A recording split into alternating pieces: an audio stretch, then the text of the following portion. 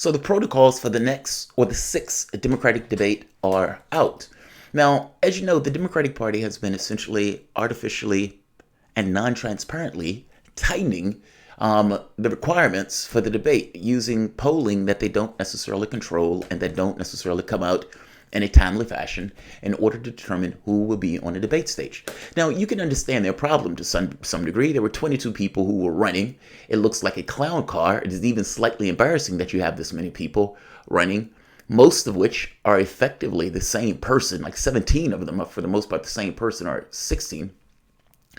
But nevertheless, this is what they're doing, and this is the race to which they are putting on. I'm just going to read it. Forgive the brevity. Someone pointed out that I was going through the shows pretty fast last night. Yesterday was an extremely busy day. I got up at 4:30, drove to DC, was on a show for 3 hours, hung out and did work for that period of time, and then was on another show for an hour, driving back home, and then starting doing these shows. So yeah, those shows were going to be brief. Also, I did a show last night where I pointed out that there was a apex pervert in the audience of a comedy club, and a young woman on stage who were a sexual abuse survivor herself pointed out the fact that there was an apex pervert in the audience, and that apex pervert, sexual abuser, rapist, why are we pretending that he's not there? Meaning, if I am a woman and identifying with other women, hell, I'm a guy and I identify with how disgusting Harvey Weinstein is, you're in a comedy club. Comedians call shit out. It is what they do. It is literally their jobs. When they get on stage and they see somebody who is out of kilter, who may be something that they can make fodder off. I made the point of Paul Mooney pointing to the girl's hair. Her hairstyle was utterly ridiculous. Now, people can have whatever hairstyle they want. None of it means anything. The only thing is, she was peacocking, and you were peacocking at a comedy club with a comedian who's looking at you and is going to say something to you, because that's what comedians do. Look back at comedian skits. They go to the audience all the time for material. And this young woman is there, empowered. She has the mic. And he, who has made people's lives drastically uncomfortable. You had people who just wanted to get a job, and he wanted to get his rocks off and uses his power and weight in order to force himself on those women. I have no issue with her going after Harvey Weinstein. Catch. The men in the audience booed and hissed, and this is where people corrected me. They said it wasn't just men.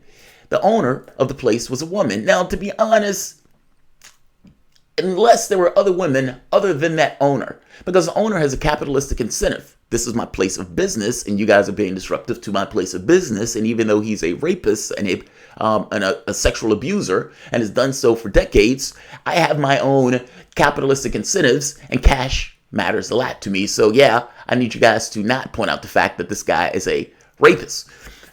All right, fair enough. There were other people other than men, but the people who started it were men, and they were screaming at her to shut up. Stop telling us about this rapist. So people can downvote all they want. I am perfectly okay with that video. I don't care about downvotes if I can stand by the video. But I do need to make that one caveat, that apparently there were women, or at least one, involved in trying to shush them up and kicking them out of the club. One caveat. Let's get to the December debate thing, and I'll keep this quick because I want to. I have one more show, and I really have to get to the clinic. To make the December debates, candidate must hit 4%. Let's go to the top first, and let's give you something nice to look at while we talk about it. Oh wait, that's not gonna work. All right, there we are. All right, DNC raises threshold. New threshold requirements announced by the Democratic National Committee for the sixth debate, which will be hosted by Politico on PBS on December 19th. Can we please get the Women League of Voters back to have a debate process where we don't have to guess whether or not there's a capitalistic incentive in the questions that are being asked that dings certain candidates that represent labor versus others. To make the December debate, candidates must hit 4% in at least 4 DNC-approved polls of primary, quote-unquote, DNC-approved polls. That's the caveat, or that's the catch. December debates, candidate must hit 4% in at least 4 DNC-approved polls of the primary voters nationally or early voting states, Iowa, New Hampshire, Nevada, or South Carolina. Or instead, they can qualify by hitting 6% in 2 approved early state polls. Candidates must also bring in donations from 200,000 unique donors with a minimum of 800 donors in 20 states, territories, or the District of Columbia. The DNC has continuously stepped up its requirements to participate in the successive debates throughout this year. The new threshold will put pressure on Democratic candidates outside of the top 5. Biden, Warren, and Sanders have already qualified for the December debates, according to Politico. Buttigieg and Harris need 4% in one more poll to make it on stage. Only one other candidate hit 4% in any of the other qualifying polls for the December debate that have already been released. Tom Steyer.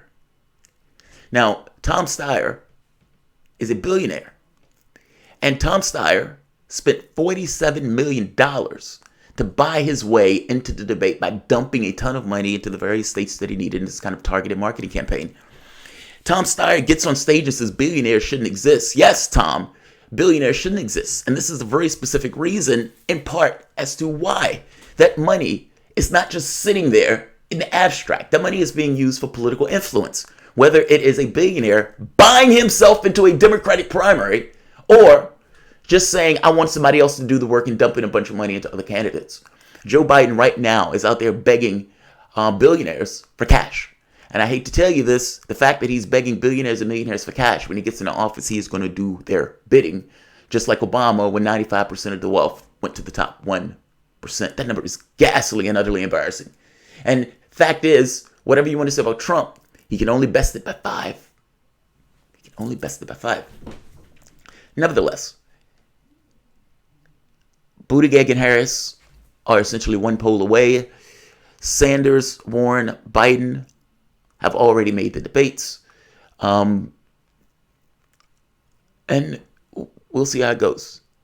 I'm putting the article at the bottom so you can read for yourself if you want to kind of use this reference. And I'm going to end this because I really need to get to the next one. And I need to leave. I want to make sure I didn't miss something on this. All right, PBS, December 9, to make the debates, 4% support in at least 4 DNC-approved polls of primary voters nationally or in early voting states, Iowa, New Hampshire, Nevada, South Carolina. Or they can qualify by hitting 6% in 2 early state polls, approved, of course, by the DNC. Candidates also must bring donations from 200,000 unique donors with a minimum of 800 donors in 20 states or territories or the District of Columbia. Biden, Warren, Sanders have qualified for the December debates. Buttigieg, Harris need 4% and one more poll to make it on stage. Tom Steyer, a billionaire that spent $47 million of his own money in ads just in the third quarter, as apparently has qualified or has hit one of the polls. I'm sorry, that's embarrassing. That shouldn't happen. That shouldn't happen. Why is that okay? Why is it okay for a person to buy their way on the debate stage? He took $47 million of his own money dumped in targeted ad campaigns in order to get himself on stage. And he stands there as if he has any right to be there. I find it utterly extraordinary. Your party, who does your party represent? And I get that Tom Steyer may have some lefty policies, but that's not really the point, right? Does it plague you at all? Right, left, independent, that a billionaire could assert his will in this way by essentially swamping it with his own money in order to get himself a spot on the Democratic stage. I find that problematic. Billionaires shouldn't exist. That should never happen. He should be embarrassed to be standing there, especially if he was going to answer that question that billionaires shouldn't exist. Yes, Tom, I agree with you. And in part of the reason I agree with you is because you are standing on that debate stage when, if you were not a billionaire, nobody would know your name because you would have no support. I'm going to end this, and then I want to hop across the pond. Like, share, subscribe, and I'll see you momentarily. Thanks so much.